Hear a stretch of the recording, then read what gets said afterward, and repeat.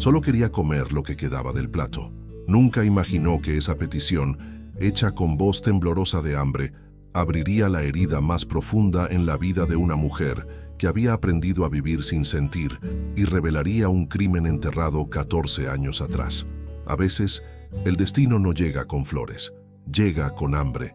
La noche caía lentamente sobre el centro de Belo Horizonte, tiñendo de naranja y gris los altos edificios. El tráfico rugía abajo como un animal impaciente.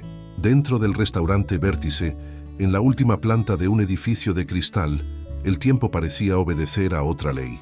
Allí todo era silencio, perfume caro, pasos suaves sobre el suelo de mármol.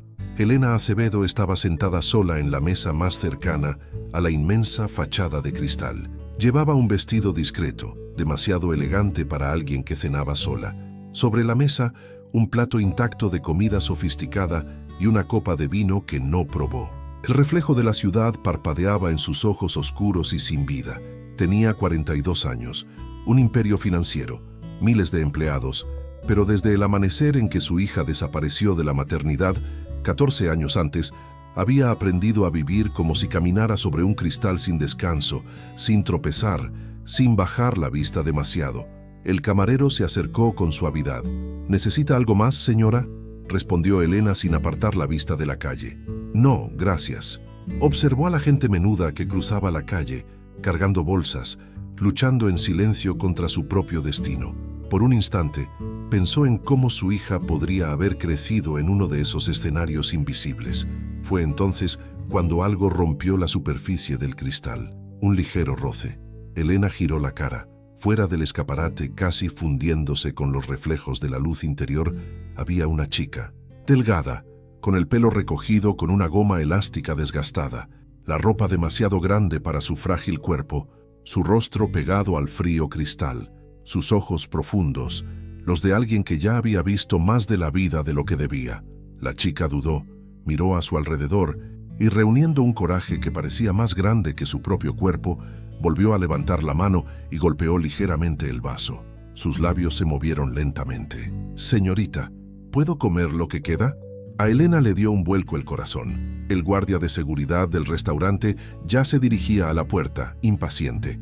Elena levantó la mano en un gesto firme y silencioso. «No la toque». El hombre dudó, pero regresó a su sitio. La puerta giratoria se abrió. El frío viento de la noche entró con la chica. Dio 2 pasos tímidos hacia el lujoso salón. Todas las miradas se posaron en ella, como si la juzgaran. Elena se levantó lentamente. «¿Cómo se llama?», preguntó en voz baja, casi temerosa. «Clara, señora, tengo 13 años». 13. El número resonó en Elena como una sentencia, exactamente la edad que tendría su hija si viviera. «Siéntese conmigo, Clara». La chica obedeció, sentada en el borde de la silla, con la postura de quien espera que la despidan en cualquier momento. El camarero trajo sopa caliente y pan. Al principio, Clara sujetó la cuchara como si fuera a desaparecer si la usaba con demasiada fuerza. Luego el hambre venció a la vergüenza. Comió rápido, con la mirada baja, como si necesitara terminar antes de que alguien cambiara de opinión. Elena observaba en silencio la forma en que Clara fruncía el ceño, la forma automática en que protegía el plato con el cuerpo, la leve cicatriz sobre su ceja izquierda, detalles demasiado pequeños para una explicación lógica, pero imposibles de ignorar. «¿Dónde vives?», preguntó Elena después de unos minutos. «Con mi abuela, doña Esther, en un edificio cerca de la estación central. A veces no hay suficiente comida, pero siempre nos las arreglamos». Elena tragó saliva con dificultad. «¿Es tu abuela biológica?». Clara dudó, como si esa pregunta tocara un punto muy sensible. «No. Me encontró cuando era un bebé. Dijo que estaba dentro de una caja, cerca de un hospital». Los cubiertos se le resbalaron de la mano a Elena y cayeron sobre el plato, haciendo un ruido seco en la habitación silenciosa. «¿Cerca de qué hospital?», balbuceó. «Hospital São Lucas». El mismo hospital, el mismo pasillo, la misma madrugada. Elena sintió que le flaqueaban las piernas. «¿Todavía tienes algo de aquel día?». «La abuela solo conserva una manta morada. Dice que es lo único que traía conmigo». El aire abandonó el pecho de Elena. La manta, la misma manta que había bordado durante su embarazo, puntada a puntada, cuando creía tener el control del destino. Elena respiró hondo, luchando contra el temblor. Clara, ¿puedes llevarme con tu abuela? La niña la miró con extrañeza. ¿Ahora? Ahora. Clara asintió lentamente. Minutos después, las dos cruzaban calles estrechas, dejando atrás el resplandor artificial de la cima de la ciudad. El silencio entre ellas era denso, lleno de preguntas que ninguna se atrevía a hacer. Cuando finalmente llegaron al viejo edificio, Elena tuvo que contener la sorpresa. Escaleras oscuras, paredes desconchadas, olor a humedad. Cada escalón que subía parecía hundirla más en un pasado que había intentado enterrar sin éxito. En el tercer piso, Clara llamó a la puerta. «Abuela, soy yo». La puerta se abrió lentamente. Doña Esther, 68 años, con la espalda encorvada por la vida, la mirada cansada, las manos marcadas por el trabajo. «¿Dónde estabas, niña?», se quejó hasta que vio a Elena detrás de ella. «¿Quién es usted, señora?». «Necesito hablar con usted», respondió Elena, con la voz casi quebrada. «De Clara y de una manta morada». Esther palideció. Minutos después, en la sencilla cocina, Esther abrió una vieja caja de metal. De dentro, sacó la manta morada, ya desteñida por el tiempo, pero inconfundible. Elena reconoció cada puntada torcida, cada línea irregular entre lágrimas en aquella maternidad 14 años atrás. Sus piernas ya no soportaban su cuerpo. Se apoyó en la mesa. «Esta es la manta de mi hija». Clara se puso de pie de un salto. «¿Qué? No te abandonaron», murmuró Elena entre sollozos. «Te robaron de mí». El silencio que siguió pareció romper las paredes de aquella casa. Clara empezó a temblar. «¿Entonces mi madre nunca me abandonó?». Elena dio un paso al frente y la envolvió en un abrazo que contenía años de ausencia. «Nunca, ni por un segundo». Doña Esther lloró en silencio. «Siempre supe que esa bebé no había sido abandonada», susurró. «Simplemente nunca imaginé que el destino tendría el valor de devolverla». Clara, todavía en brazos de Elena, susurró. «Entonces tengo una madre». Elena apretó con fuerza a su hija. «Siempre la tuve». Y en aquella cocina pobre, sin ningún lujo, 3 vidas comenzaron a reorganizarse. Después de que Clara se durmiera en el sofá, abrumada por el cansancio de un día que parecía haber durado toda una vida, Elena y Esther permanecieron sentadas en la cocina casi a oscuras. Solo la tenue lámpara sobre el fregadero iluminaba sus rostros marcados. La manta morada yacía abierta estaban sobre la mesa. Elena recorrió con los dedos cada puntada, como si tocara su propio pasado. «Bordé esto cuando aún creía que todo estaba bajo control», murmuró. «Cada puntada la hice imaginando el rostro de mi hija. Pensé que el amor bastaba para protegerla en el mundo». Esther juntó las manos. «Cuando encontré a esa niña en esa caja, lloraba como si el mundo entero se acabara. Pensé que Dios estaba poniendo a prueba mi cobardía. Podría haber vuelto la cara, pero algo me lo impidió». «La salvaste», dijo Elena con la voz entrecortada por la emoción. «Aún sin saberlo, salvaste a mi hija». Esther negó con la cabeza. «¿La salvé o te robé para siempre? Durante tantos años, temí que un día alguien llamara a mi puerta para llevársela». Elena levantó la vista. «No vine aquí a arrancar a nadie de tu vida sin pensar en lo que eso causa. No perdí a mi hija por repetir un acto de violencia. Yo solo quiero que la verdad exista y que Clara sea querida por todos los que la ayudaron a sobrevivir». Un silencio denso se hizo entre las dos. «Mañana», dijo Elena, «traeré un médico, una prueba de ADN, no para comprobar lo que mi corazón ya sabe, sino para proteger a Clara de futuras dudas». Esther asintió lentamente. «Merece saber quién es, aunque duela». Al otro lado de la casa, Clara dormía inquieta. En sus sueños se mezclaban todas las versiones de sí misma: la niña de la caja, la nieta de Esther, la hija de Elena. Cuando despertó sobresaltada, era casi el amanecer. Se incorporó en el sofá, todavía confundida, y vio a Elena sentada en el suelo a su lado en silencio. «Pensé que te habías ido», dijo Clara con la voz ronca. «Llevo 14 años esperándote», respondió Elena. «Una noche no es nada». Clara guardó silencio un momento. «Si de verdad eres mi madre, ¿significa eso que toda mi vida ha sido una mentira?». Elena se acercó, lentamente. «No, tu vida fue real, tu dolor fue real, tu amor por tu abuela es real. Lo que era mentira fue solo la razón que te dieron para alejarte de mí». Clara respiró hondo. «Así que nada de lo que viví necesita ser borrado. Nada. Todo lo que fuiste es lo que te trajo hasta mí. A la mañana siguiente, Clara se despertó demasiado temprano. Se puso su ropa habitual, se alisó el pelo con nerviosismo, se sentó a la mesa y miró fijamente la puerta. El médico llegaría en unas horas. Para ella, esas horas le parecieron años. Cuando Elena regresó, acompañada de un médico con bata blanca y expresión serena, Clara sintió un nudo en el estómago. «Es solo una muestra en la mejilla, ¿vale?», explicó el médico. «No duele». «¿Y si da negativo?», preguntó Clara en voz baja. «Si todo esto es solo una coincidencia». Elena se arrodilló ante ella. Entonces continuó. «Aquí, no como madre biológica quizá, sino como alguien que te reconoció como su hija antes de cualquier papeleo. La prueba fue rápida. 2 hisopos, 2 sobres sellados, 2 vidas atrapadas en una sola firma. La fecha límite para los resultados, 72 horas. Cuando el médico se fue, la casa volvió a quedar en silencio. Esther preparó café. Clara no pudo beberlo. «Parece que estos días nunca terminarán», murmuró la niña. «Terminarán», respondió Esther, «pero la pregunta es, ¿qué comienza después?». La primera noche, Clara soñó con la caja donde la habían encontrado, pero esta vez la tapa se abrió sola y unas manos femeninas la sacaron. La segunda noche, soñó que corría por un pasillo interminable de hospital, llamando a una madre que no respondía. La tercera noche, no pudo dormir. Se sentó en el sofá con Esther y Elena, las tres en silencio, como si cualquier palabra pudiera romper el frágil equilibrio de ese momento. «Si es verdad», empezó Clara con voz temblorosa, «¿tendré que irme de aquí?». Esther bajó la mirada. Elena fue directa. «No te irás a ningún lado a regañadientes. Nadie te sacará de esta casa como te sacaron de mí aquel día». Clara sintió que las lágrimas se le llenaban los ojos. «No sé si podré perder a mi abuela». Esther cogió la mano de su nieta. «Y no sé si puedo vivir sin ti, pero sé que no puedo. Ser el muro que te impide cruzar tu propia historia». Al tercer día, el teléfono sonó a las 10 de la mañana. Elena contestó con manos temblorosas. «Sí, soy yo».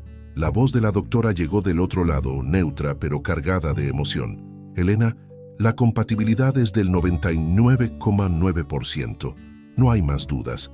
Clara es tu hija biológica». Elena cerró los ojos. El mundo que había aprendido a sostener sin esperanza se desmoronó de golpe, pero ahora en la dirección correcta. Al colgar, encontró a Clara de pie en la puerta de la cocina, pálida, esperando. Y entonces, Elena no pudo hablar. Simplemente abrió los brazos. Clara caminó despacio hasta correr. El abrazo fue incómodo, demasiado fuerte, demasiado húmedo. «Así que de verdad eres mi madre», murmuró. «Siempre lo he sido», respondió Elena, incluso sin saber dónde estabas. Esther observó la escena con lágrimas silenciosas. «Dios no me dio una nieta, me prestó una hija porque 14 años», susurró. Esa misma tarde, Elena expresó lo que había estado temiendo. «Me gustaría que vinieras a vivir conmigo». Clara sintió que el suelo se desvanecía bajo sus pies. «Nunca me he quedado en otro sitio que no sea aquí.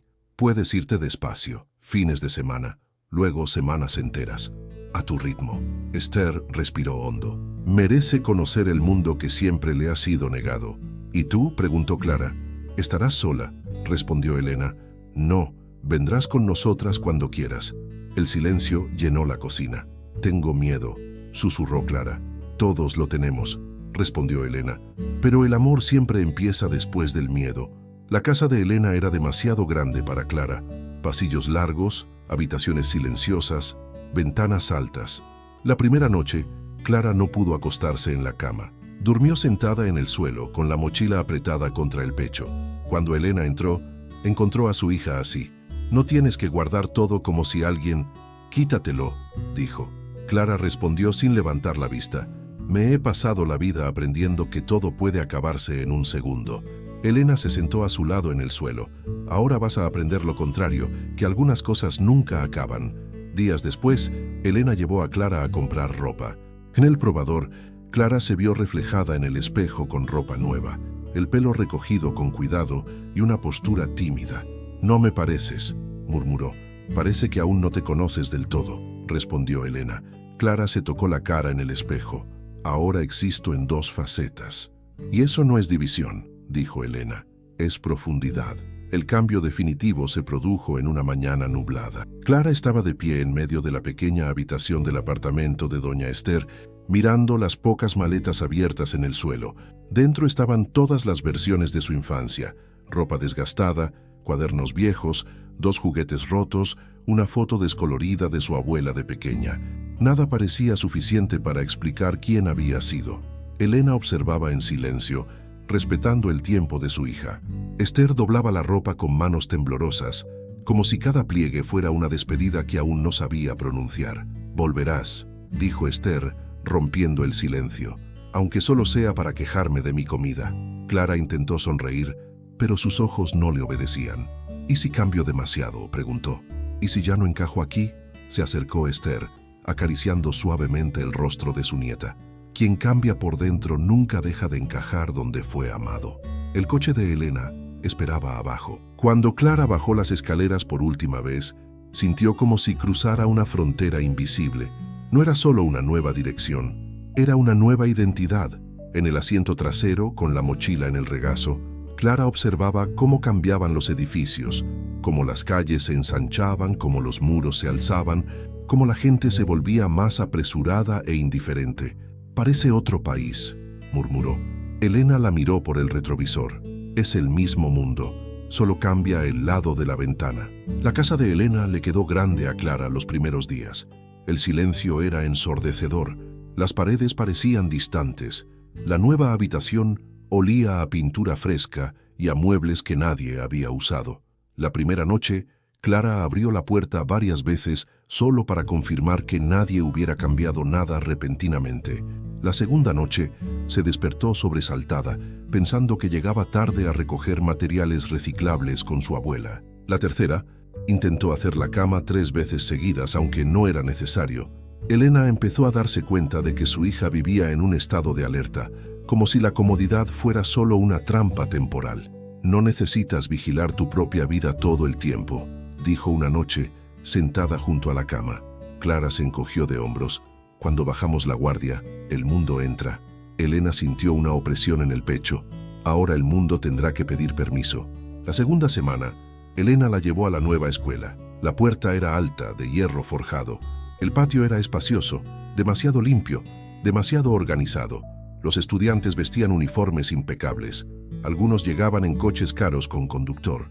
Clara agarró la correa de su mochila con tanta fuerza que sus dedos se pusieron blancos. «Lo sabrán», susurró. «¿Saber qué? Que no pertenezco».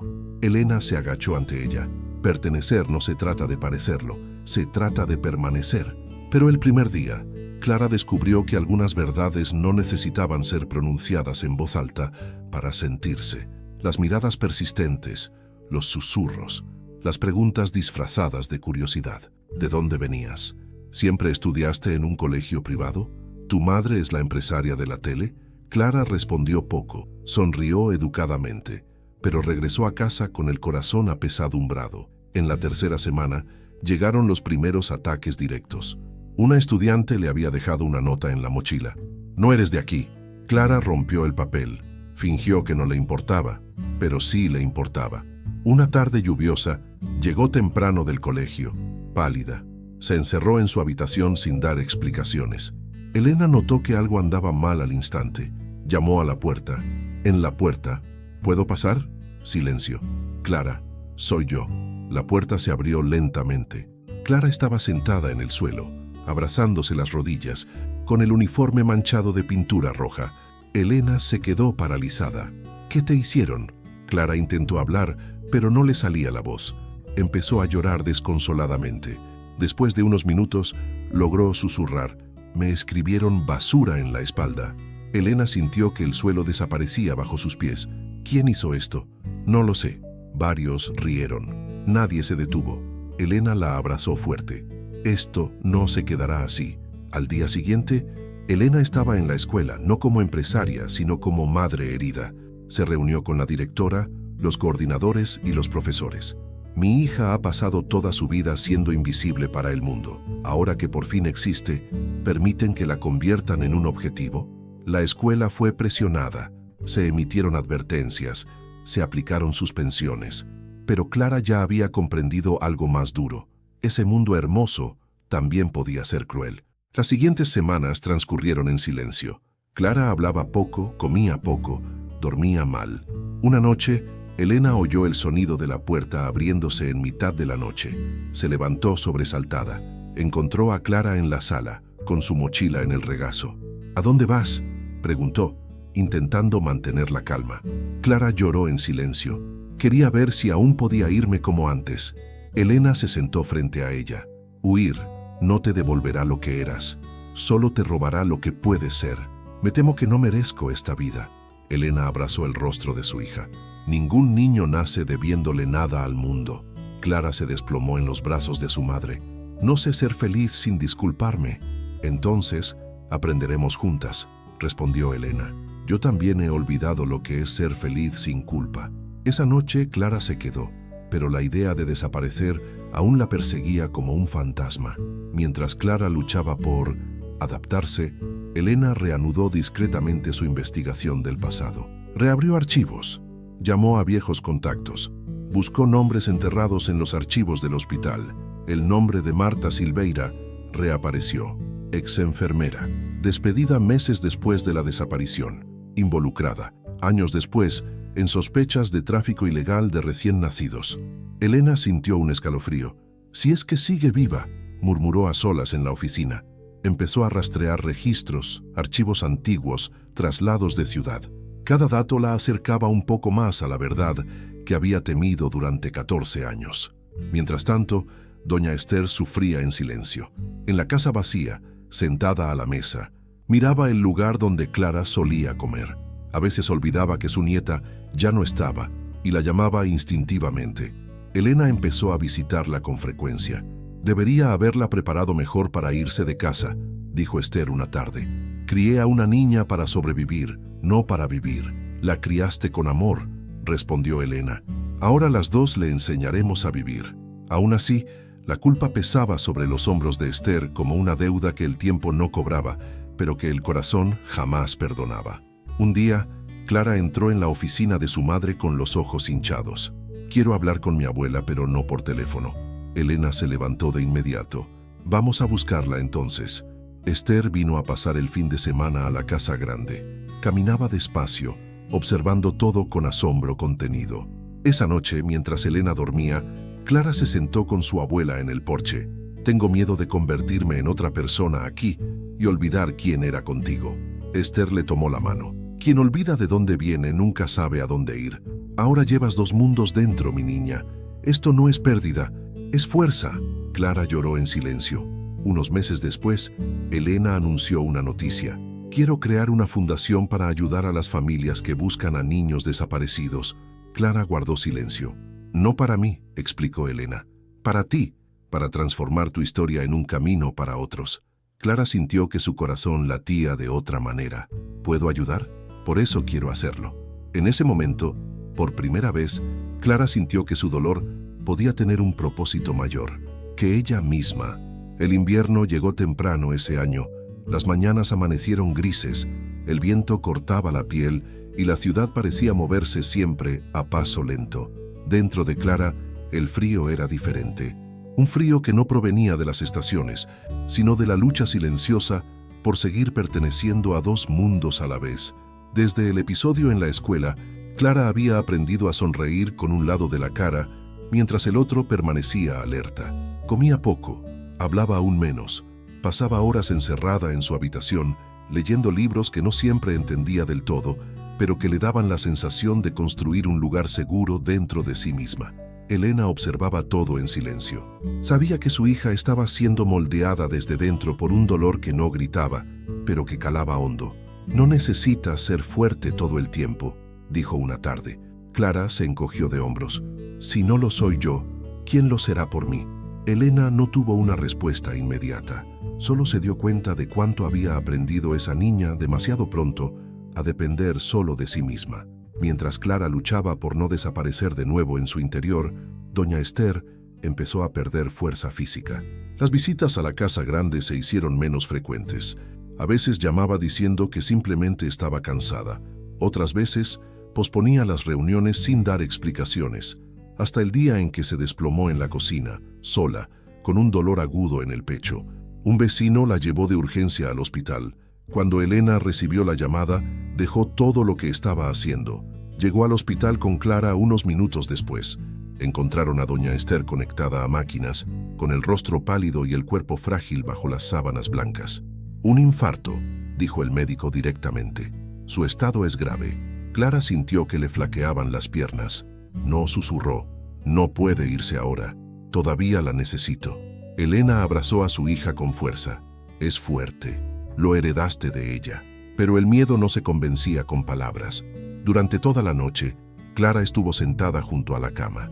Abuela, cogiéndole la mano. Cada pitido del monitor parecía una amenaza. Si te vas, murmuró con una voz casi inaudible, pensaré que todos los que me quieren solo están de paso. Doña Esther abrió los ojos lentamente, como si la hubiera oído. No he venido hasta aquí para dejarte sola otra vez, susurró. Todavía tengo que verte crecer del todo. Esa noche, un silencio denso llenó la habitación. El monitor oscilaba peligrosamente. Horas después, la doctora salió del quirófano con el rostro cansado. Apenas se resistió. Clara rompió a llorar allí mismo, en el pasillo, demasiado débil para contenerse. Por primera vez desde que se reencontró con su madre, lloró como una niña sin miedo, sin vergüenza, sin coraza. Mientras doña Esther se recuperaba lentamente, Elena aceleró planes que llevaban años latentes.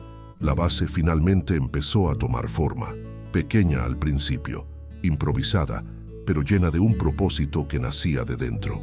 Clara la siguió. Todo se hacía con atención silenciosa. Un día llegó un caso urgente. Una niña de 6 años había desaparecido en una terminal de autobuses. La madre, desesperada, había sido derivada a la fundación por una trabajadora social. Cuando la mujer entró en la habitación, Clara sintió que se abría un espejo ante ella. La mirada de la madre era la misma que veía en las pesadillas de Elena. Mi hija desapareció hace 2 días, dijo la mujer entre sollozos. La policía dice que es demasiado pronto para investigar, pero presiento que algo malo ha sucedido. Clara se acercó lentamente y se sentó a su lado. Desaparecí con solo unas horas de vida, dijo con voz firme, a pesar del temblor interior. Y regresé. Tu hija también puede regresar. La mujer la miró confundida.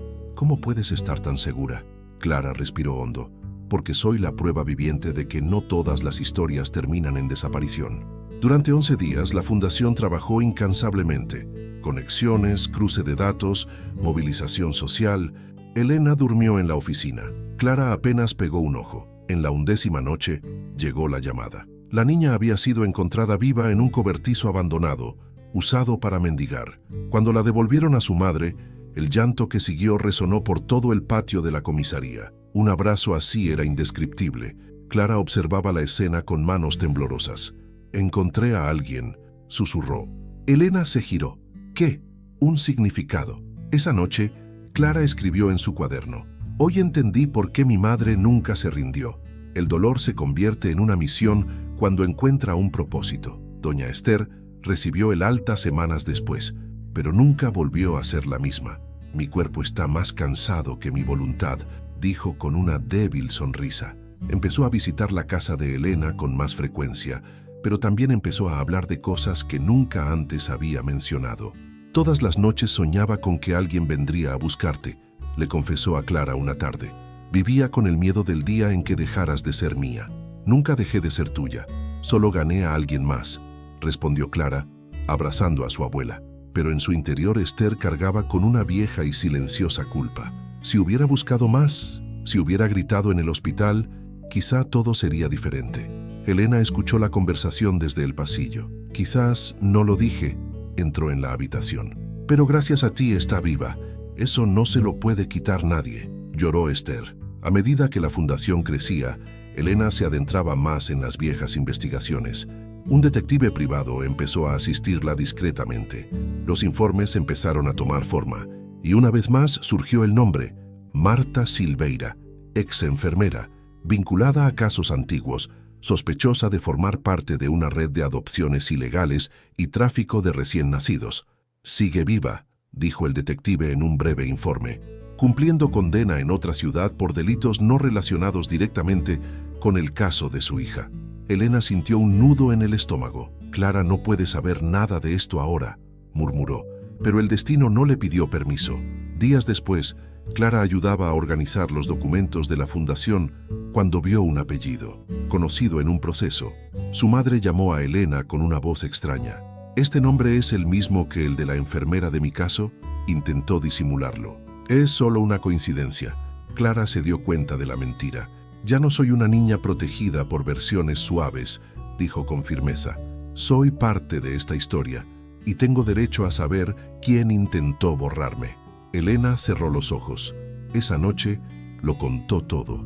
La profesión de Marta, las sospechas, los archivos enterrados, el silencio comprado. Clara lo escuchó todo sin llorar. «¿Así que hay alguien vivo que sabe exactamente cómo me arrebataron?»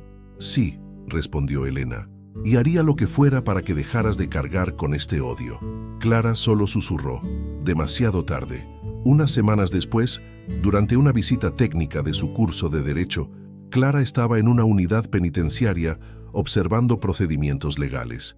Al entrar en el pasillo de la celda, sintió un extraño escalofrío y entonces vio a la mujer sentada en la esquina de la celda con el pelo canoso y la mirada fría, Marta Silveira. Sus miradas se cruzaron un instante. Marta levantó lentamente la cara. «Así que una sobrevivió», murmuró. Clara sintió que el mundo giraba a cámara lenta. Salió del lugar en absoluto silencio. Esa noche, con las manos temblorosas, le contó todo a Elena. Las dos lloraron juntas. «El mal intentó borrarte», dijo Elena, «pero terminó creando a la mujer que luchará para que esto no vuelva a suceder». Tras ese encuentro, Clara cambió. Empezó a estudiar con ahínco, investigando leyes, siguiendo juicios, leyendo sobre trata de personas. Una noche se sentó frente a su madre. «Voy a estudiar Derecho. Quiero dedicarme precisamente a eso». Elena lloró de orgullo y miedo a la vez. «Este camino es pesado, hija mía. Nací en él», respondió Clara. Mientras tanto, doña Esther observaba todo en silencio. Se sentía aliviada y desplazada a la vez. El centro de la vida de Clara era ahora otro. Una tarde, encontró a Elena sola en la cocina. «Algún día ya no me necesitará», dijo en voz baja. Elena la abrazó. «Las raíces no se olvidan porque el árbol crezca, simplemente empiezan a soportar más peso». Esther sonrió con lágrimas en los ojos. Los años siguientes transcurrieron como un viaje demasiado largo para contarse con fechas exactas. Clara creció por fuera, mientras que, por dentro, aún aprendía a reorganizar las piezas de su propia identidad. Ya no era la chica del edificio oscuro, pero tampoco se sentía del todo hija de la poderosa mujer a la que ahora llamaba madre. Era un territorio entre dos mundos, y aprendió a habitarlo con disciplina y dolor. Entrar a la Facultad de Derecho fue el primer gran paso que dio por decisión propia. No hubo presión de Elena, ni peticiones de doña Esther. Fue una elección nacida de la herida. Cada libro, cada artículo, cada clase sobre derechos fundamentales, trata de personas y protección infantil, era como si escribiera, con tinta nueva, las páginas arrancadas de su propia historia. Elena lo observaba todo en silencio. No interfirió, solo apoyó como había aprendido a hacerlo desde la madrugada en que perdió a su hija por primera vez. En los pasillos de la universidad, Clara aún percibía miradas curiosas. Algunos la conocían por su capacidad intelectual, otros por su historia. Aceptaba ambas con la madurez de quien había perdido el derecho a la ingenuidad muy pronto. Fue una de esas tardes en la universidad que conoció a Miguel.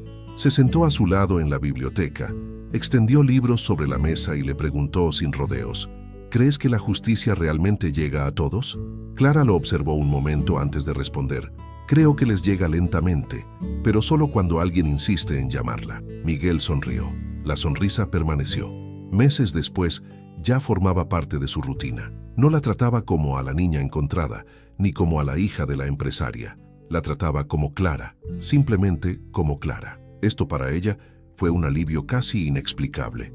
En su tercer año de universidad, Clara fue invitada a acompañar, con supervisión, un proceso delicado en un distrito cercano. El nombre que apareció en el proceso le revolvió el estómago: Marta Silveira. El destino ya no la rondaba. La llamaba por su nombre. Elena lo supo ese mismo día. «No tienes que irte», dijo con voz temblorosa. «Puedo ahorrarte esto». Clara respiró hondo. No, madre. Por primera vez, no soy la niña de esa historia. Soy la mujer que sobrevivió. La reunión fue en una habitación fría de la prisión. Marta era mayor, con arrugas profundas y ojos que no conocían el arrepentimiento. Cuando vio entrar a Clara, sonrió levemente. «Te tomó bastante tiempo», murmuró. «Sabía que volverías». Clara se sentó frente a ella, con las manos firmes sobre la mesa.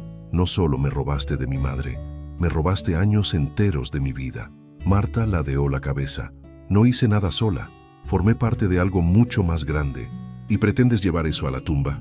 He pasado por cosas peores». Clara sintió el impulso de gritar, pero se contuvo. «Responderás por todo lo que puedas responder». Marta rió. «¿Crees que la cárcel compensa lo que causé?».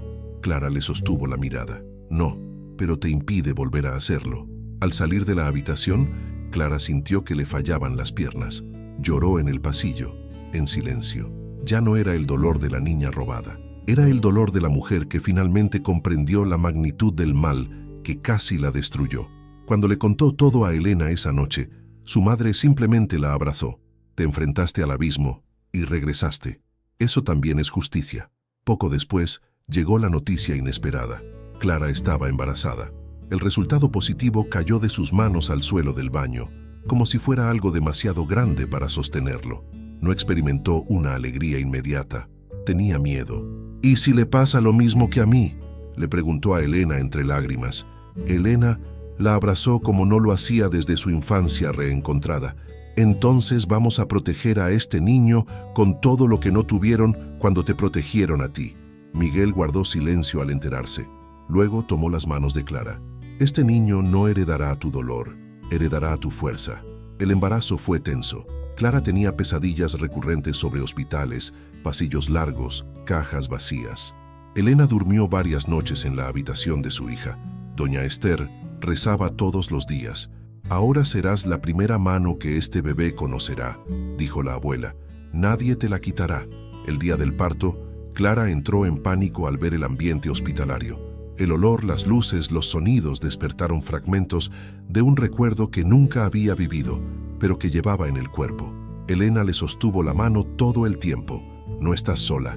Nunca volverás a hacerlo». Tras horas de dolor, llanto y agotamiento, el llanto más esperado resonó en la habitación. Nació Livia. Cuando colocaron a la bebé en su regazo, Clara lloró como nunca antes había llorado, ni siquiera en la infancia, ni al descubrir su propia historia. «No desaparecerás», susurró, besando la frente de su hija. «Te lo prometo». Elena observaba en silencio, con los ojos llenos de lágrimas. En ese momento, sintió que la herida abierta 14 años atrás finalmente comenzaba a cerrarse, no por olvido, sino por transformación. Poco después del nacimiento de Livia, doña Esther comenzó a mostrar signos de fatiga extrema. Había estado frágil desde el infarto, pero ahora su cuerpo parecía exigirlo todo a la vez. «Solo estoy un poco cansada», repetía con terquedad, hasta que un día volvió a caer. El diagnóstico fue duro. «El corazón está fallando poco a poco. Ya no existen procedimientos que garanticen una recuperación completa». La noticia cayó como un pesado silencio sobre la familia. Clara comenzó a dormir junto a su abuela, como lo había hecho años atrás en el hospital. «Prometiste que me verías crecer entera», dijo tomándole la mano. Esther sonrió con dificultad. «Te he visto crecer más de lo que jamás imaginé. Ahora necesito ver crecer también a tu hija». Livia era depositada en los brazos de su bisabuela todos los días. «Esta niña nació con los ojos de la verdad», dijo Esther. «Será difícil ocultarle el mundo». Una mañana silenciosa, Clara despertó con un débil roce en su mano. «Mi pequeña», murmuró Esther, «no cargues con mi culpa cuando me vaya. Te amé como pude, y eso es suficiente». Clara lloró, incapaz de hablar. Doña Esther falleció ese mismo día, al amanecer, en paz, de la mano de su nieta y el nombre de Livia susurrado en sus labios. El funeral fue sencillo. Clara caminó sosteniendo a su hija en un brazo y la mano de Elena en el otro. Sintió la ausencia de su abuela como un vacío permanente, pero también sintió algo que nunca antes había experimentado, una gratitud total. «Ella fue el puente entre mi muerte y mi vida», murmuró. Elena asintió conmovida. «Hay personas que no nos salvan de ahogarnos, nos enseñan a respirar bajo el agua». Durante semanas, Clara vivió entre la maternidad, el duelo y sus estudios. Miguel la ayudó en todo lo que pudo. Elena la mantuvo como siempre, sin entrometerse pero nunca ausente. La fundación continuó creciendo. Ahora, bajo la dirección directa de Clara, ayudaba a familias en varios estados. Las historias de reencuentros comenzaron a multiplicarse. Cada niño encontrado era un trocito de Doña Esther que regresaba al mundo. Años después, en un gran congreso nacional sobre protección infantil, Clara fue invitada a hablar. En el escenario, ante cientos de personas, comenzó así. Comencé mi vida dentro de una caja. Crecí pensando que me habían descartado. Hoy sé que me robaron. Y también sé que todo lo que intentó borrarme terminó empujándome hacia el propósito que me mantiene viva. Habló de su infancia, su abuela, el reencuentro con su madre, la fundación, los niños encontrados, los que aún no han regresado. No todas las historias terminan en un milagro, dijo, pero cada historia merece ser buscada hasta el último capítulo. Elena observaba desde el público, con Livia en su regazo. Miguel cogió la mano de su esposa. Al final, todo el auditorio se puso de pie.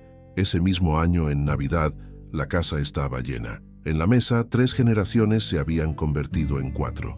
Fotos de Doña Esther adornaban la habitación. Livia, ya de unos años, corrió por la casa con un vaso de jugo y se subió a una silla. «Quiero brindar», anunció. Todos guardaron silencio, sonriendo. Un brindis por mamá que pidió comida por la ventana y se ganó una familia entera, dijo, repitiendo las palabras que tantas veces había escuchado como si fuera un cuento. Risas, lágrimas, abrazos. Elena levantó su copa. Y un brindis por quienes tuvieron el coraje de abrir la ventana. Clara miró a su madre conmovida. Y por quienes tuvieron el coraje de no dejar de mirar afuera. Las luces del árbol parpadearon lentamente.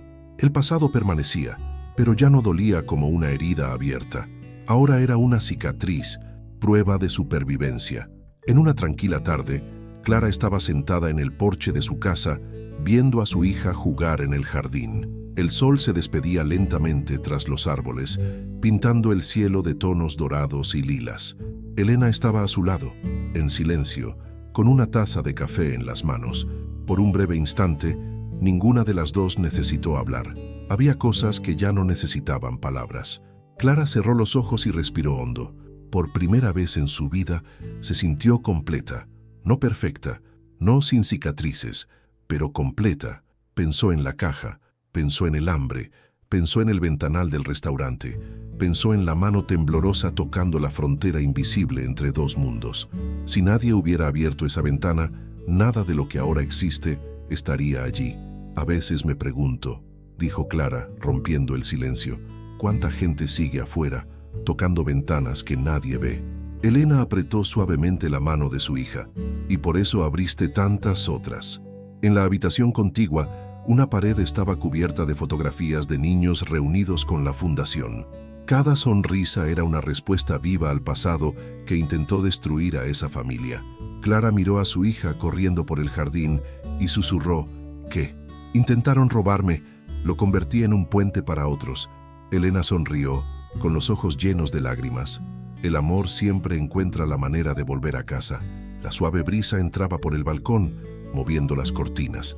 La ventana permanecía abierta, como señal de que algunas historias no terminan, siguen salvando vidas en silencio. Ahora te pregunto, desde el corazón, ¿cuántas personas siguen al otro lado de la ventana esperando que alguien tenga el valor de abrirla? Si esta historia te conmovió, dale a me gusta para que llegue a más corazones. Suscríbete al canal para no perderte ninguna historia de superación y fe. Y escribe en los comentarios, creo en los nuevos comienzos. Porque a veces quien abre la ventana también cambia el destino.